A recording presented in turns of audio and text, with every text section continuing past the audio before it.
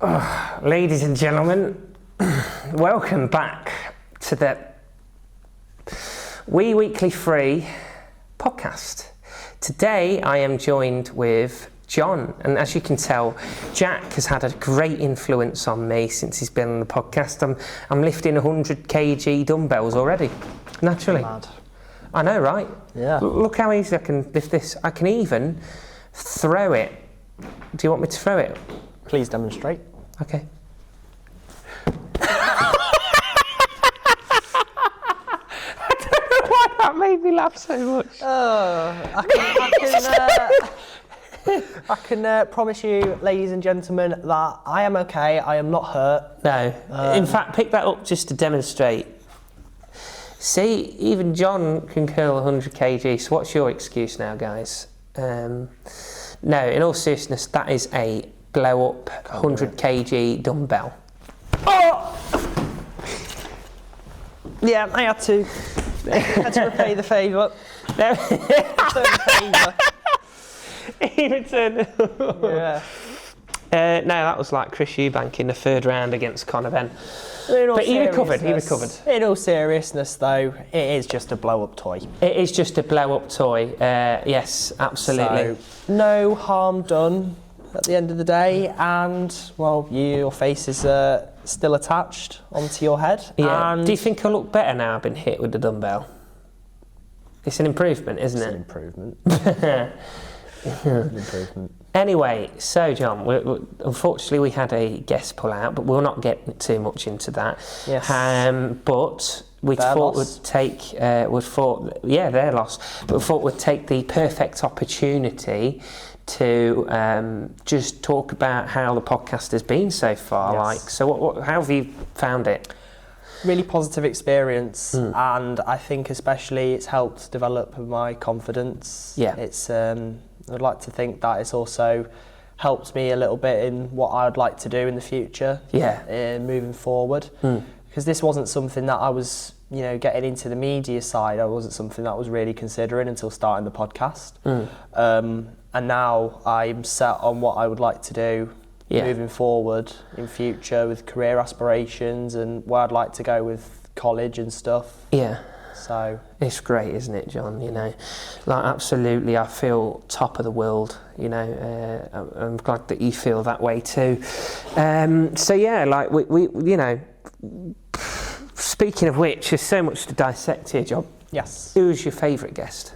My favourite guest probably has to be Dylan or Will, because they came in and they were both they spoke very clearly, and their stories were really powerful, I think, and I learned a lot from listening to both of them speak and their life experiences, and I'm sure the guests and the viewers at home also as well probably learned a little bit more about them as well. Yeah, I think with the Will one, wasn't there? I think with Will, he certainly you learnt a lot, especially with some of the subjects that he went on to in the part 2 of the podcast, if you remember filming. And it was touching because, it has a lot of courage to talk about things like that. And I think with the Weekly Free, we don't want to just have like a sit down. We want, obviously a laugh, but we also want to uncover courage, and it took a lot of courage and balls for him to talk about that. And I learned a little bit more about the human side to Will, other than seeing his sometimes controversial tweets on Twitter. I've got to know him a little bit better as a person from that, and his story, and what he's been through, and the hardships, and the journey he's come on to get to be the person he is today. Absolutely. Like, me and Will went distant. I'm sure it's well documented in the first podcast that we did with him. It's well documented that me and him grew distant over years, but it was great to understand, I suppose, him at a human level, as you said, and he's not just someone that thinks about Last Sorensen all the time, maybe most of the time, but not 95% of the time. Yeah, but he's also someone that is human like the rest of us. And I suppose if I'm completely honest, when me and Will had that distant phase, I didn't take into account that maybe he was also thinking and feeling a lot, you know. And I suppose when we have arguments with people, we're a bit like, they've done this, they've done that, you know. We separate the human side from them, and we don't, I suppose. One thing, I try and be self-aware as possible, and I try and step in other people's shoes, but I think with maybe sometimes we don't look past actions, you know. Yeah. Maybe not that it's an excuse for people to treat other people like the way that they do, but I suppose we don't see past, okay, he doesn't usually act like this, there must be a reason behind it. I suppose it's quite easy to hold animosity, when in life maybe we should be more understanding and forgiving, as the Bible teaches, John, as you know. I think there's great lessons that you can take from it, though, can't you? Yeah, I think there's lessons you can take from anything in life, really, and it's how you reflect, and if you can reflect, then you can grow and develop, and then focus on your previous mistakes and how you can rectify those. And Will's a nice guy, and he's made mistakes. Everyone has, but you know, it's how he's dealt with those that have got him to be in the position where he's at now. He's got a great job. He's got a nice house. He's a Lincoln fan. Well, I say that. No, but that does bring a bit of joy, and you just got to find something. And you know, if you can reflect on where you've gone wrong, and then you can rectify that by patching things up. How can I reflect? How can I improve? How can I, you know, make myself a better person? And, you know, I think that's an important life lesson for all of us. Yeah, absolutely, John. I totally agree. Yeah, it's always great, you know. Like I remember doing these podcasts during lockdown. They were great, but one thing that I did suffer, I suppose, was with my mental health. Like sometimes when you're a bit down in the dumps and things, the last thing you want to do is turn a camera on and go, "Hi everybody," you know. It's very draining. Yeah, it is draining, and I don't want this to be a miserable podcast, but so I suppose, like, as well with college work and that's been getting a bit stressful recently. Yeah, but trying to cope with it, and I just thought as well, like, these podcasts are quite a good time to forget about it and just have a laugh and reflect, aren't they, John? Yes, you know, I agree. Absolutely. One thing I want to talk to you about today, George, is Lincoln City. So, as some people may be aware, some of you might not be aware, the season comes to a close for Lincoln this weekend. Unfortunately, no playoff push for us, so our season won't be prolonged by an extra few weeks. No. But you know, I think it'd be a great idea to discuss how our season's gone. A bit of an end of season review, don't you think, George? Yeah, we might as well. I've seen quite a few of these on Twitter, so I thought, well, might as well put this out there on the podcast. And if you're a Lincoln fan, you don't even have to be a Lincoln fan at home. If you are a viewer and you support a football team and you'd like to get involved in the comments, then please do. Yeah, unless you're a Grimsby fan, of course, then I don't care about your opinion, and I'm joking, don't worry. Just go away, Grimsby. you know.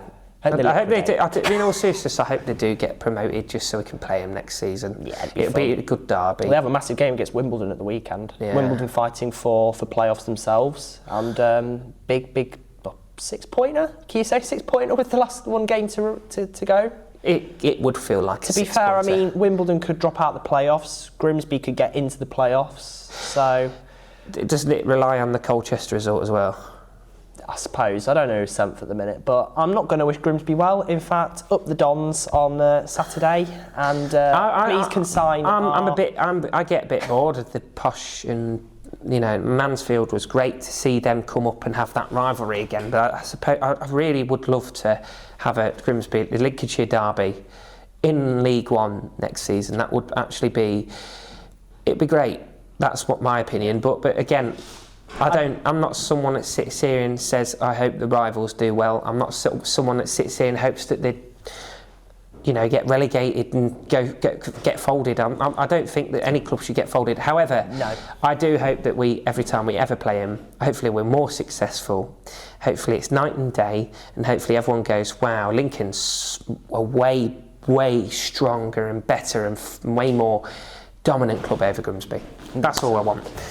So Well, I'm not obsessed with my rivals either. I just want Lincoln to do well, and I support them each week. Now, John, the season then. Yes. Who's been your signing this season? So my signing of the season, and also possibly my player of the season, has to be Tendai Darikwa. Honestly, when we brought him, I was shocked because I knew he was going to be a good signing for us, but the level of experience he's brought and the fact that he's been consistent throughout the season. He's made a couple of mistakes, but so does everybody else. And Darikwa has been a fantastic player for us this season. Lars Sorensen, I'd say, arguably was our best player last season, and definitely my favourite player. And since he's gone, Darikwa's come in, and I don't even miss Lars Sorensen anymore. I think Darikwa for me is probably my favourite player. He's one of my favourites currently. I think he's been.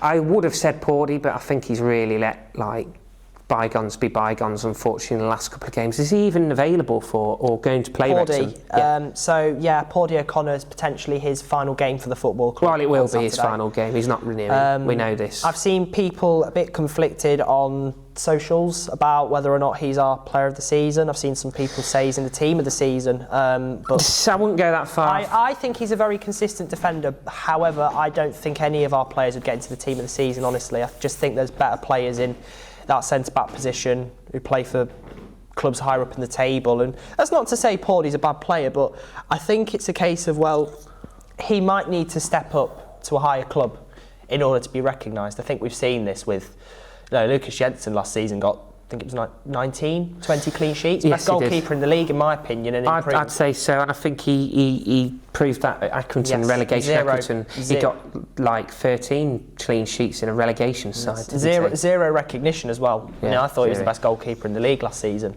Lars Sorensen didn't get any recognition. You only win Golden Glove with most clean sheets, though. Well, it's like the Wrexham goalkeeper. I don't think he's got the most clean sheets in the league, and yet he's somehow got into the team of the season. Okonkwo. I would have had Ryan Alsop in there, or Pereira, the Reading keeper, maybe. Well, what about that? Was it Wildsmith? Who's that one? Oh, he's at West Brom now. Didn't he play against us? He was at Derby. No, not Wildsmith, the other one. He came a few weeks ago and everyone was raving on about him. Whitworth. That's it, Joe Whitworth. He wasn't in there. No, he wasn't in there. He's a great keeper. He's a good keeper. He is a great keeper. I think he's got the potential to go up and play at a championship level club in the next season. I think also as well, maybe perhaps Premier League. Where do you see us going next season, John? Personally, I think we have to wait and see with recruitment. I know it's a bit of a boring answer, but for me, at the minute, I would probably say mid-table. I'd say we're set for mid-table for a long time. I just think we need to get the business right, and without being too critical or too scathing, I just think, because that's not why we can't compete with these teams, John. I really want to, and I think that our aim should be to eventually get out of this league into the Championship. But the more teams come down, the times I've seen us play, I really do see us just getting mid-table next season again. I think with the level of clubs that are coming down from the Championship as well, you've got Cardiff, you've got Plymouth, potentially Stoke, Hull, Preston, Derby coming back down.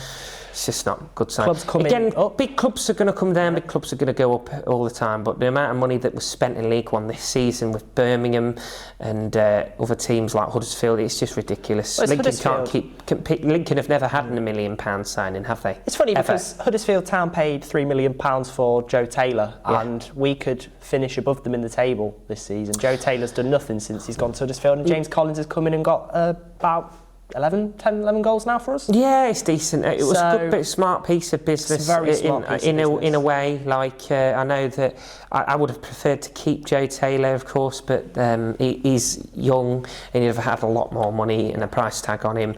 But James Collins has done nothing but shine in the Lincoln shirt. He's really proved to be a pivotal part of the squad. He knows where the onion sack is. He gets in and chips in with goals left, right and centre, and he's always in and around the area, and he's a reliable player. The only thing that worries me about our best players is the age. Like, look at Darikwa, he's going for 33 now. Collins is mid-30s nearly. He's getting older. So right back's going to be a big one for maybe maybe not next season, but the season after, definitely. Yeah, maybe. And Darikwa could probably lose his legs next season. Or he's lost a little bit now, hasn't he? If he wasn't as fast as he was at the start of the season. Yeah. And it's not very noticeable, but you can tell. Yes. He's been outpaced a couple of times in the last few games, which is not like Darikwa. No. But so that's a worrying sign. So striker is also going to be. Yeah. It's always been a problem. Well, we've got Rob Street coming back, who's got a hatful of goals for Donny, just taking him back up to League One. I've seen Donny fans want him back permanently. The great thing was that we've fixed the striker problem, and I think that there's more than a striker problem in Lincoln. I think it's just our team not just being overhyped and not good enough in general. Like, we are just a mid-table team. Last season, I think we overachieved a little bit. For sure. We just went on a really good run, and we had players like Joe Taylor who were just. Joe Taylor carried us a lot of the time. So Durick would be your player of the season then? I'd say so. I'd say Pordy second. I think he's one of the very few old school defenders that are left in our game. Absolutely. A lot of one of those very physical, aggressive defenders, but also a defender as well who's got, you know, the class, they're solid in the air, but the discipline as well, I think. His injuries, he plays through him, and that's what I liked. And he won me over straight away when I used to see him play. I just don't think that Pordy is as disciplined, and it is an issue. But it's an issue I'd continue to live with, because he's just very formidable at the back. And I see Jacko getting older. Pordy's in the prime. Well, Jacko's out of contract as well, isn't he? Yeah, he's getting. I think he's going to go. Rowan as well, out of contract. Ben House. The club have an option on House, though, I'm aware. I think House is going to sign. I do. You think? Yeah, he said he wants to stay. Yeah, I think it all depends on the direction. I think Rowan and House will stay. People are going to talk about Rowan and how he's been this season, but he's young and he's going to. I think he's never going to be technically the best, but he can do a job. You know, he can do a job for the time being. I would like to see an improvement at left back though at some point. I mean, I've seen Rowan at centre back. He's very formidable at centre back. Left back, I just don't think he has the technical prowess or the crossing powers. Sometimes he gets our pace too. So that leads me on to my next question. Who has been your signing of the season? Darikwa. But Darikwa's had a whole season. It's between Collins and Darikwa for me. I think the way I see it is, Durick was my player of the season, so Durick was going to be my signing of the season. Yeah, you can't really argue against that. You can't contradict yourself, can you? But then you also can't argue against James Collins being a contender, because, you know, without him, he's a contender. Without Collins, it's a case of when Joe Taylor came in as well. We were on a bit of a poor run. But we've not made it into the playoffs. It wasn't as impactful, but he was able to put balls in the back of the net, and he's helped us a lot. I think you can tell now as well, Collins coming in has allowed us to, we've ditched the two strikers up top. That didn't work. So we've now gone to a system that I think Scubali used at Leeds when he was in their academy setup. It's a 4-back. So you've got 4-2-3-1, 4-4-1-1, however you want to set it up. Yeah. Collins is now the focal point in that attack. Yeah. So you've got Collins up top, and you've got behind him Hackett or Bayliss or whoever, and then to the side on the wings you've got Gardner or Ring or Hackett or Jova Makama until he got injured, unfortunately. I think Jova Makama, we've got to speak about him. He was definitely most improved player. He impressed me. He impressed me just for the fact that he never gave up. He had a lot of stick. The whole club was against him. Not like the behind the scenes or anything, but the whole club of Lincoln City was against Makama, and Jovan was left out in the dark by the fans a lot of times, and rightly so. His performances weren't good enough. I think it got very personal, which is not correct at all, but I think there was a few constructive criticisms that were very correct of Makama at the time, but he did nothing but improve, graft on the pitch, and he's won me over. He's not my favourite player. Will he ever be my favourite player? Probably not, but he is definitely a player where I go, I'm happy to have him in the team. He's improved massively, and he's got the heart of a lion, and I'm really, really happy to see him improve and get stronger. And wing, he's definitely better out on the wing. He can cut inside very well. And be a good player for us next season. He will be a very good player next season. Well, I say very good player. I think he can definitely be a League One player for sure next season. 100%. He's shown enough for me. So now, we've John. spoken about most improved player. Sorry to cut you off there. Most improved player. For me, probably would be Makama as well. You know, just the way he's come on since, well, in the last couple of months, especially since Collins has come in and we've changed formation. I've said it since, and I'm going to keep saying it. I don't think McCartney is a striker personally. I think he's more of a winger type player.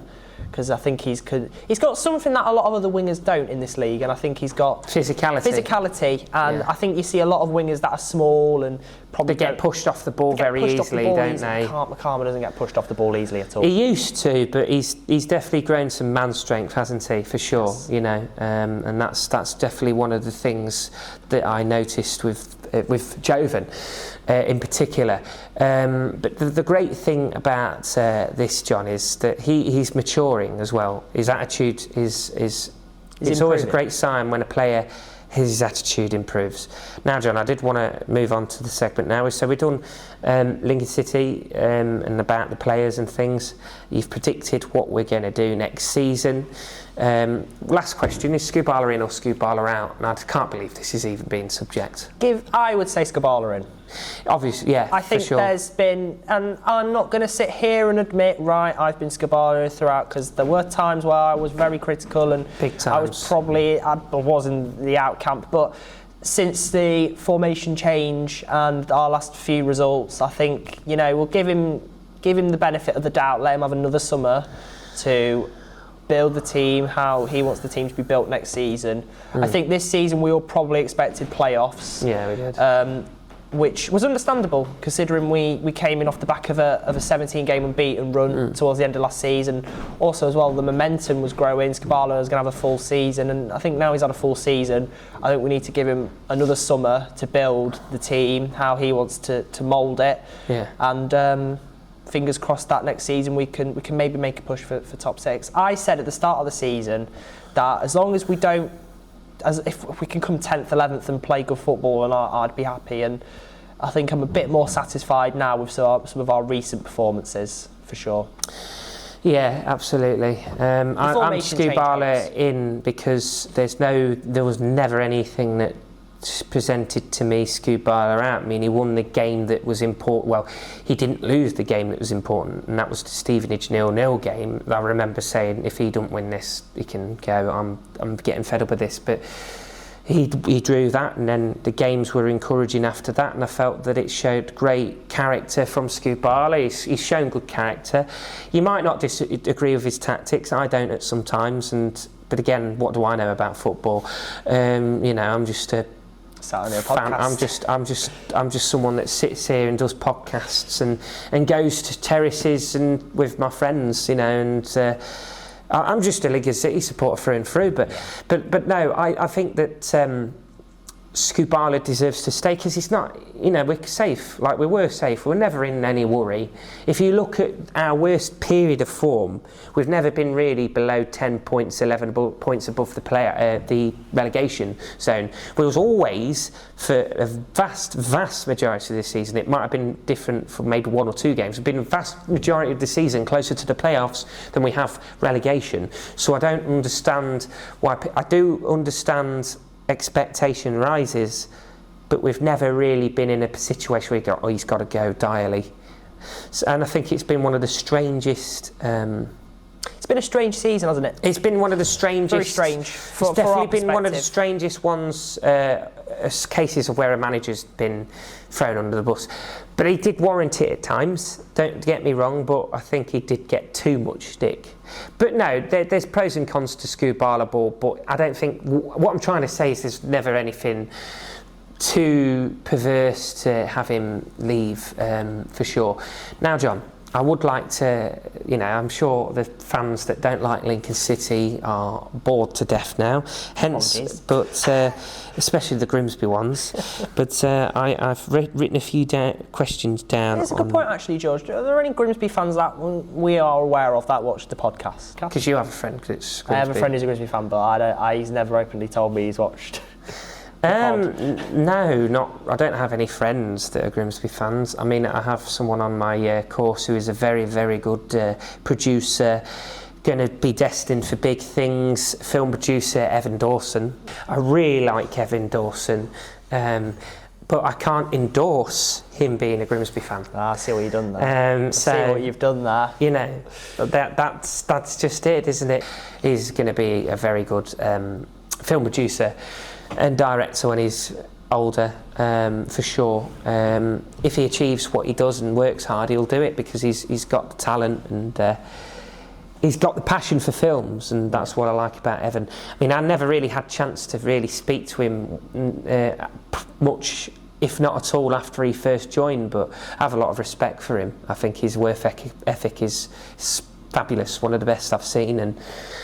But unfortunately, there will always be that Grimsby fan side to him. So you know, you can't get the staff sometimes, can you? Like John, you know. Everyone's always going to have the cons. Yes. You can't be perfect at everything. No. But in all seriousness, I can separate, you know, rival teams from personalities, and he's got a good one. He's got a golden. He's golden. So yes, I do know him, but I don't think he watches this. No. So anyway, John, would you rather questions? Would you rather fight one horse-sized duck or have it as your roommate? Rather have it as my roommate. Really? Yes. Why? I'm just not the fighting type. Really? No. And also as well, they're quite difficult. And I know you said they might not have hands or anything of the sort, but they've got beaks. So, and if it's a horse-sized duck... You don't like being bitten? No, not just that, it could eat me up. Fair enough. So, I'd rather have it as my roommate. But it could eat you in the night as well. It doesn't say it won't kill you in the night. So would you rather question? It is a would you rather question, so you've got to think about this, haven't you? Yes. It could eat you in the night. It could nibble on you. Lock it in the basement. You said you won't fight it though. I won't fight it. It doesn't want to go in the basement, John. So you're going to have to just let it do whatever it wants. Fine, I'll fight it. I'll take that one. Would you rather have Cheeto dust on your fingers, or would you rather have the feeling of wanting to sneeze all the time, but you don't? The feeling of wanting to sneeze all the time. Really? Yes. Cheeto, dust, anything like that on my fingers after you've had a packet of crisps and you get all like the little crumbs and dust on top of your hands. It gives me the ick. I understand that can get uncomfortable, but imagine the taste and sneezing. It would just be like a bit uncomfortable, wouldn't it? Yeah, but I think the thing is for me is that you constantly have to see like you look at your fingers and you've got like yellow, orangey dust on them, and it'd just be a bit. I mean, you can't even wash them off as well. So you just like being tickled, don't you, John? Moving on.